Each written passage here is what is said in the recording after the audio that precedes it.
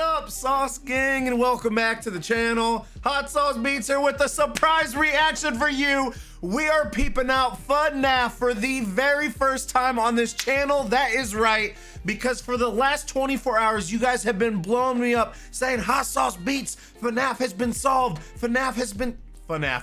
Now I'm saying his name for FNAF because his name is FNAF, but you get what I'm saying. You've let me know that FNAF has solved FNAF because he just dropped a video saying I solved the story of FNAF. Now, you guys know I love me some FNAF theories and lore, so I'm hyped to see what FNAF has to say about FNAF, and I'm stoked to check out FNAF for the first time. So before we jump into this video, make sure you show FuhNaff some love by subscribing to their channel. And if you enjoy my reaction, smash that subscribe button because it greatly helps. But enough talking, let's get to reacting and roll that bomb-ass intro. Hot Sauce Beats is finally here. Hot Sauce Beats is finally here. Eat, sleep, make beats. Eat, sleep, make beats. Hot Sauce Beats. Woo -woo. Oh, let's go. Dude, that's such a fun play on words too. FuhNaff, like FNAF. I've never said FNAF so many times. Some big parts of the FNAF story, and in this video, I'm gonna prove it to you. But in order to do that, we need to solve one of the biggest mysteries in Five Nights at Freddy's.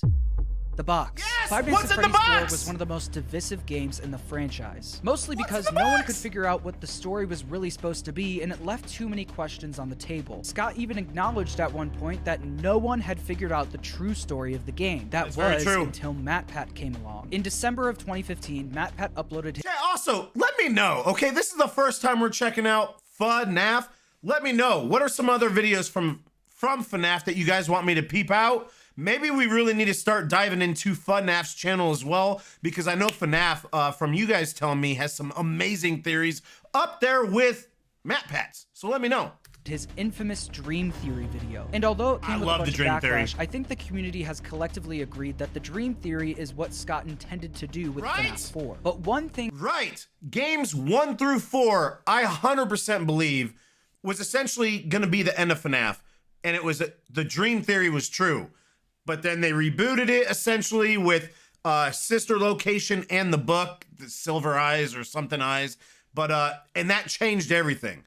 The Dream Theory sucks, but I believe that's what was intended for it to be. That's remained a mystery to this day is the box. When you beat the game, this box appears on screen with the words, "Perhaps some things are best left forgotten for now." This quickly became one of FNAF's biggest questions. What's in the box? In October of 2015, during MatPat's FNAF livestream featuring other FNAF YouTubers, Scott started leaving hints on scottgames.com. In retrospect, these hints were obviously pointing towards Dream Theory. What's seen in shadows is easily misunderstood in the mind of a child, but most importantly, in the FNAF 4 minigame, why would Toy Chica be missing her beak? Yes, this was Scott trying to say that the reason Toy Chica is missing her beak dude? in FNAF We've 2 never is understood because that. the crying child saw a literal Toy Chica missing her beak. All of the FNAF games were reflections of the crying child and the plushies, toys, and shadows he saw in his life. Like Foxy a dream. even turns into a plushie when you shut the closet door on him. So the way that Scott was hinting at Dream Theory was pointing out the literal toys and plushies that are reflected in the games. We've been so busy trying to figure out what's inside the box that we haven't thought of what the box actually is. So what's the box? It's a—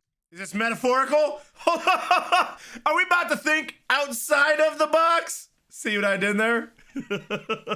toy box filled with the toys and plushies that led to him having the nightmares we experienced throughout the series. If you Google trunk for toys right now, you'll find that there's plenty of examples of this exact box being a toy box. But as we see in FNAF 4, the box is locked. That's because the crying child is dead, and the memories and toys that started all of this are now locked away, destined to be forgotten, at least for now. Bruh.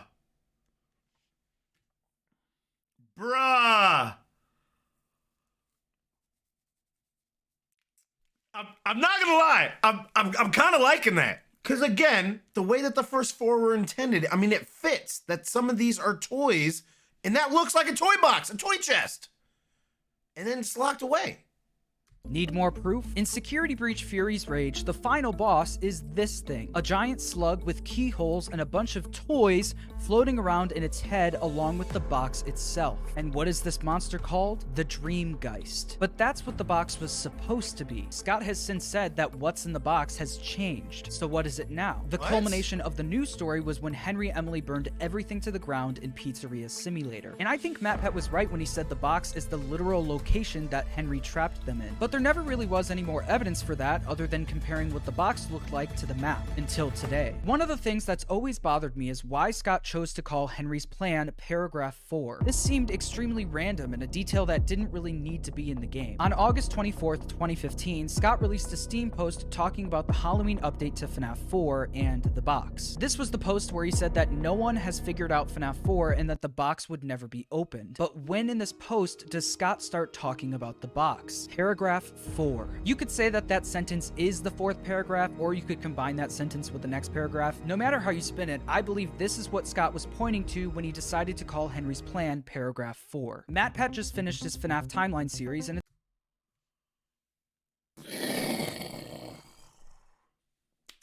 I'm pretty impressed with FuhNaff so far. I love, obviously, point and shoot videos like this, right? Where we talk to you guys as the viewer, as he's talking to me as the viewer. I feel like it's a little more intimate, and it feels like this video is meant for me, right? Like I'm part of this investigation with him, and he's putting this together very well, and I'm enjoying his style of editing, and I think we need to check out more FNAF. And let's get our learn on. I want to know where this is going, dude. It sounded like he solved some stuff. it's great, go watch it. But the one part of the timeline I don't really agree with is Michael Afton going pizzeria by pizzeria, burning them down and making up for his father's mistakes. The way I understand Michael's story is that he was a bully towards his younger brother, but once he took things too far and got his brother killed, literally, it changed him. And his brother ate his cerebellum.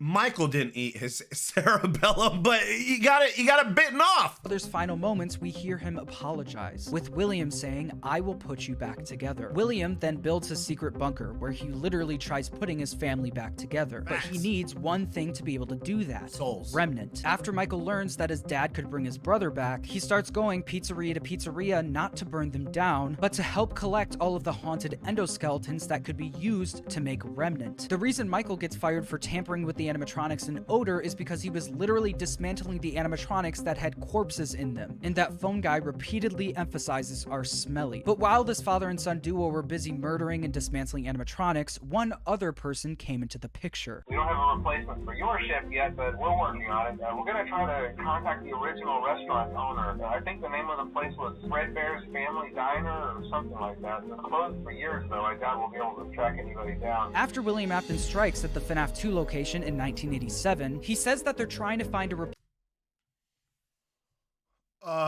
that's a game changer. So FuhNaff thinks that Michael and William were working together. Dude, that goes against everything that we've thought so far. Chad, what do you think about that? So, I mean, I don't think that would necessarily make Michael bad, because he's just saying that Michael is going around to all of the Freddy Fazbear places collecting the suits, not necessarily, kidnapping children or killing people, but collecting the suits, but still would be working with his dad. The other theory is that he's literally burning the places down and essentially trying to kill Springtrap and, end the memory of his dad and what the empire his dad built. So those are completely, that's huge, dude, huge. Placement for the current security guard, and that they're going to try reaching out to Henry. This was the moment that Henry became aware of what's going on and actively tried stopping it. Phone Guy refers to Henry as the original owner, We're gonna try to contact the original restaurant owner. I think Yes, after very what true. happened at his restaurant, Fredbear's Family Diner, he lost the company. It was his animatronic that bit the crying child, and it was outside of his pizzeria that his daughter was killed. This is why he had to make the mediocre melodies in FNAF 6. He no longer has the rights to the original Freddy gang because of what happened at Fredbear's Family Diner. But even after losing the company, he wanted to make sure that what happened to his kid didn't happen to anyone else. In order to do that, he started working as the nighttime security guard, having to use a fake name because of what happened in his past. He then worked at the FNAF 2 location months after it was shut down. We know this because Phone Guy says, Hello and welcome to your new summer job. but our paychecks say it's November. What we see in FNAF 2 is the result of them contacting Henry. Henry starts his work at the FNAF 2 location, but is still getting attacked by the animatronics because William tampered with their facial Hold on, bro. Hold on. You're coming at me too fast, FNAF. Dude. Oh my God, my brain. So now we're saying it wasn't even Michael working there, that it was Henry. Dude, I don't know what to make of this. And I mean, in the grand scheme of things, I don't know if there's really evidence that 100% points to that it is Michael or that it is Henry, right? Like, I don't think you can, with 100% certainty, obviously, because there's two conflicting theories, say either way. But I don't think. Does it matter though who works there? I mean, like in the grand scheme of things, with the final lore, you can make an argument for either. So I'm curious. recognition Maybe he'll say some Someone may more. have tampered with their facial recognition systems. Henry works his 6 days out of the week and takes the 7th to rest. But the minute he decided to rest, Michael came in and took all of the endos from the toy animatronics. His first day on the job. Henry failed, but he wasn't about to give up. The new CEO of Fazbear Entertainment reassures everyone that they'll be back, even if they have to shrink their budget and reuse the old animatronics to do so. It was between Fredbear's Family Diner closing and the 1987 location opening that the new CEO came into play. In FNAF 1, we see the new CEO follow through on their plan. They can't reuse the toy animatronics because their endos were taken by Michael, so they're forced to reuse and fix up the old withered animatronics. These animatronics were already possessed by the kids who were killed in the original Freddy Fazbear's Pizza before the FNAF 2 location opened. By now, I'm sure you've noticed the older models sitting in the back room. Those are from the previous location, but they were just so ugly, you know, to the smell. The FNAF 1 location in 1993 didn't close because there were more murders. It closed because of Fazbear Entertainment's bad reputation. No one wanted to go to the new pizzeria because of what happened in their past. So the 1993 location shut down. But Michael once again went back to guard the abandoned pizzeria. And on the final night, his father dismantled the animatronics. But as we see in the He's selling me, dude. He is selling me. It makes sense. And you guys know I absolutely love Matt Pat's theory, but Matt Pat will even admit that there is some stuff that just he can't get to line up, that it's almost like he's trying to force puzzle pieces into where they don't fit. And this theory so far, I mean, unless if I'm missing something, this theory's pretty solid. FNAF 3 minigames, the spirits of the dead kids fought back and kind of successfully killed William Afton by getting him spring-locked in the suit he used They to kill successfully them. This killed him, hadn't but then happened made him now because permanent, William Afton live used on that forever. suit to kill the As kids in Springtrap. 1987 that now possess the toy animatronics. We had a spare in the back, a yellow one. Someone used it. If no kids were really murdered in the 1993 location, and the pizzeria really did shut down just because people didn't want to go, then these animatronics would have no reason to be haunted. That's why I think these animatronics have to be the reused versions of the haunted withered animatronics, and William Afton dismantling them has to be after the events of FNAF 1, because we see them perfectly fine in-game. But with William Afton gone, there was still Michael left. So Michael had to take the endos from the dismantled animatronics, leading him to get fired once again for odor and tampering with the animatronics. The father-son duo both knew what the plan was, so Michael took all of the endos him and his father collected and did what he was told to do. Just like you asked me to. He went down to the sister location bunker and started putting the family back together. After Fazbear Entertainment collapsed, Henry got word that someone was trying to open a horror attraction based on the rumors surrounding his old company. He wasn't going to take any chances this time, so he decided to start working there as a security guard so he could keep an eye on things. The Afton duo, already taking all of the endos of the past animatronics, lines up because in FNAF 3 we only see the shells of the animatronics scattered throughout the building. Henry starts his first night on the job and everything's going great until night 2. Phone Dude mentions that while looking for animatronics, they found a quote real one in a previously boarded up safe room. Springtrap! We found one. A real one. William Afton was officially back and would do anything to stop Henry from destroying his plan. Henry had no idea. See, dude, and this is, Chad, this is something, you've heard me say this. This is something that I've always had a problem with, is it didn't make sense that Springtrap, aka his dad, would try and kill Michael. It didn't make sense. Especially when he was so hell-bent over, oh, my whole family's dead, blah, blah, blah, and it's all my fault, wah, wah, wah. And, you know, a lot of people wrote in my comments, you know, oh, well, he was, you know, trapped for 30 years and he probably, you know, his brain wasn't working properly or he didn't recognize Michael, blah, blah. Dude. This is really fitting, chat. This is fitting. This is making, it's almost making like too much sense. You know what I mean? Like it's too fitting. What to do this time until he got an idea from Phone Dude. So we have to make sure everything works and nothing catches on fire. Yeah, I wasn't joking about the fire.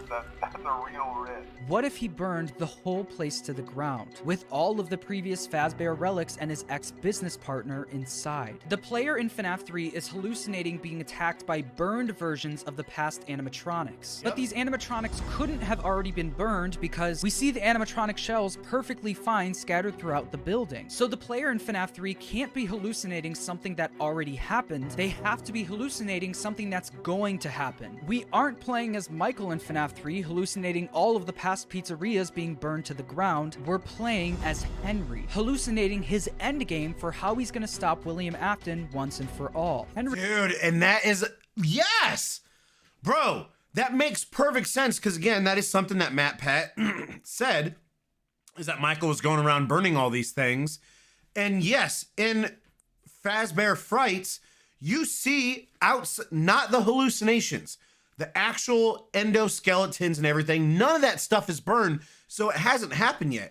It would make sense if he is hallucinating, that he is hallucinating what he is trying to do, what he wants to do. His end game, as FuhNaff says. Henry now needs to figure out a way to burn the place to the ground without being at fault. But since he's a skilled engineer, he's able to tamper with the wiring so it goes off when he's not there. So he burns the whole place to the ground, but as we see in the newspaper at the end of the game, his plan fails. Pizzeria Simulator happens very shortly after FNAF 3, since the blueprints say Henry 2023, the same year that FNAF 3 takes place. After FNAF 3 failed, he realized he needed to get all of William's victims in one place, including his daughter. I have to call them all back, all of them, together in one place. He emphasizes all of them, not just William Afton and some animatronic shells. At this point, the events of Sister Location have already happened. We see the during breakdown FNAF Fazbear 3 Frights during Michael's speech at the end of Sister Location. Michael says that all he needs to do now is find his father.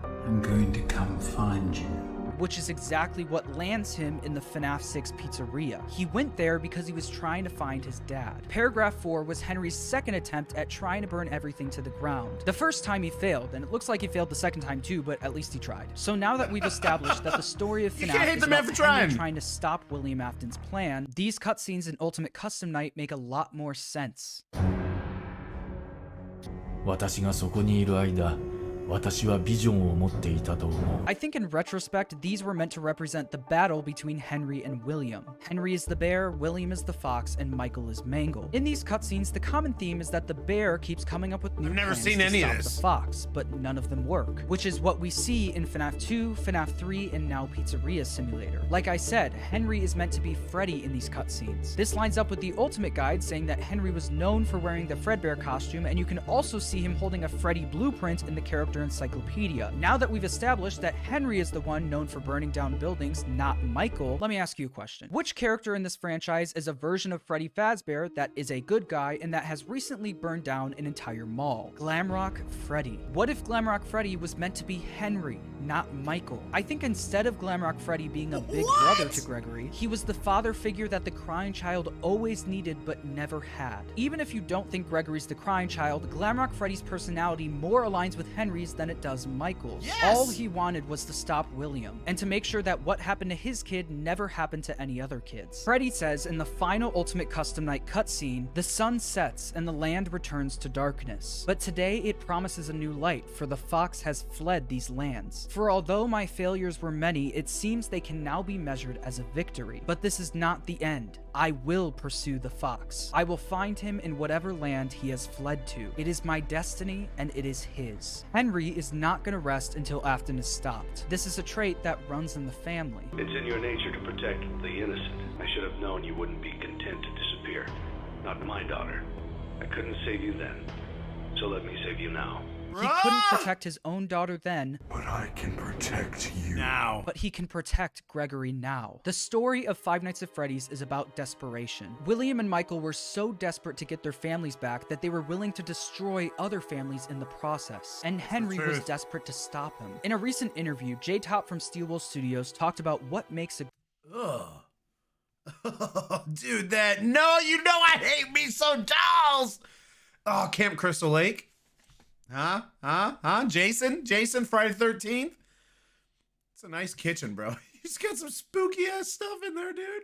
That doll, heck no, good man. villain. It's always about a person that has done something that has caused a situation and then getting their comeuppance. It's kind of like the heart of it. Like, why is Freddy Krueger popular? Well, it's a revenge story, isn't it? These aren't just like these supernatural forces that came out of nowhere to just hurt people and punish people, right? Like, there were results of other wrongdoing. A good villain needs to have a good reason why they're bad. William and Michael definitely are the villains of this franchise, but their motivations lie deeper than just killing for fun. They were working together to try and rebuild their family. Their desperation blinded them as they started making everyone else pay for the mistakes they made. And if we learned anything today, it's that if William always comes back, Henry won't be far behind him.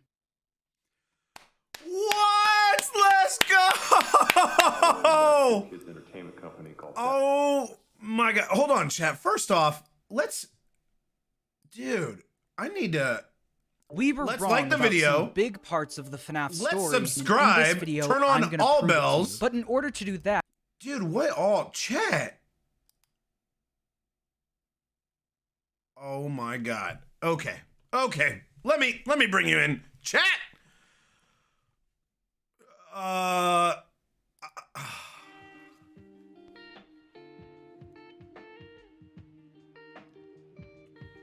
Do you agree?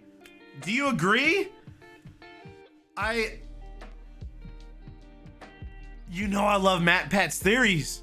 I do, and I love the ultimate timeline, but this makes more sense. I was left with too many questions, and and Matt Pat even admitted that some of it, it felt like he was putting a square peg in a round hole, and that some of it didn't line up. A lot of it did, but it just makes more sense that Michael was working essentially with his dad, or doing what his dad wanted, not necessarily killing and murdering people, but not burning down the places, going around collecting the suits to try and help bring back his family, his siblings. And it makes more sense that Henry was the one, because again, dude, Henry lost his place, his business. People died there. His daughter died there. And then William essentially stole the place from him, and it would make sense, and William killed his daughter. It would make sense that Henry was going around trying to undo all of it and literally burn the place to the ground. And it makes more sense, and I've always said this, it did not make sense that Springtrap at Fazbear's Frights, it didn't make sense that Springtrap would be trying to kill Michael, his son, especially when Springtrap oh, you know, my family's dead, blah, blah, blah, blah, blah, blah. It makes sense that it's Henry. Dude, I love this. Did FNAF just solve FNAF? Did FNAF solve FNAF? I think so, dude. I'm loving this theory a lot. I like it even more than Matt Pats. Let me know. You guys obviously know a lot more about FNAF than I do, you know, more about the lore. So is there stuff, does all of this make sense? Is there stuff that's not lining up? Let me know. And let me know what else I should peep out from FNAF. Super impressive first video watching. Absolutely loved everything about this. So let me know. Put recommendations in the comments. I had an absolute blast. Make sure you show FNAF some love by subscribing to their channel. And if you enjoyed my reaction, oh, hold on. Again, this Saturday is my video playing FNAF 1 for the very first time. I cannot wait for you guys to see it. I had an absolute blast playing it. It's nights 1 through 2. We'll be playing more later on. So make sure you got that notification bell hit so you don't miss out on that. But if you enjoyed my reaction, please help support the channel by smashing that subscribe and like button. It's absolutely free and it greatly helps out the channel. Enjoy the rest of your day. And remember, it's eat, sleep, and make beats. And as usual, be kind of one another. And that's all I got. Boom, I'm out. Come to the bed love for the sauce gang. Peace out, sauce gang.